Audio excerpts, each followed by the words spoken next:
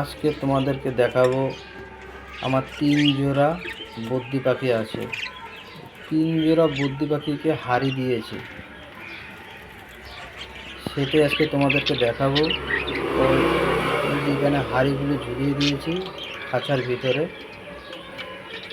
যেহেতু 3 জোড়া আছে, তাই 3 জোড়া পাখিকে আমি এখানে 4টে হাড়ি ঝুলিয়ে দিয়েছি, যাতে করে এরা মারামারিটা কম করে। নয়তো এরা হাড়ি দখল করতে গেলে খুবই প্রচণ্ড হারে মারামারি করে। এর আগে তো এই যে সাদা পাখিটা আছে, এর রক্ত বের করে দিয়েছিল। এত জোর প্রচণ্ড হারে এরা মারামারি করে হাড়ি দখল করার জন্য। তাই আমি 3 জোড়া পাখিকে 4টে হাড়ি দিয়ে দিয়েছি, যাতে করে এরা মারামারি না করে। তো এইখানে একটা হাড়ি দখল করে নিয়েছে অলরেডি। তো এই একটা আছে, এও হাড়ি দখল করেছে। আর বাদ বাকি একটা জোড়া আছে, এটা এখনো হাড়ি দখল করতে পারেনি। তো এই হাড়ি দখল করে নেবে। তো এই জোড়াটা,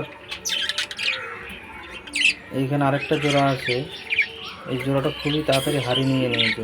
হাড়ি দেওয়ার সাথে সাথে তোমার হাড়িটা নিয়ে নিয়েছে ওরা।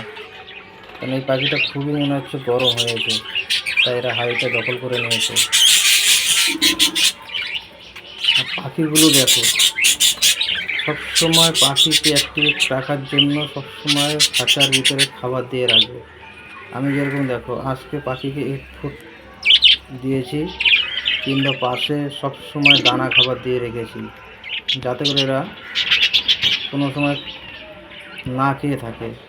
এদেরকে যত পরিমাণে সিডলিস খাওয়া দেবে, তত এরা শরীর ভালো থাকবে। নয়তো এদের প্রচণ্ড হারে খিদা পাবে। এদেরকে খাওয়া দাওয়া একটু বেশি করে দিতে হয়, নাহলে এরা খুবই যা পাবে তাই খেয়ে নেবে। আর এখানে মিটিং করা শুরু হয়ে গেছে এদের।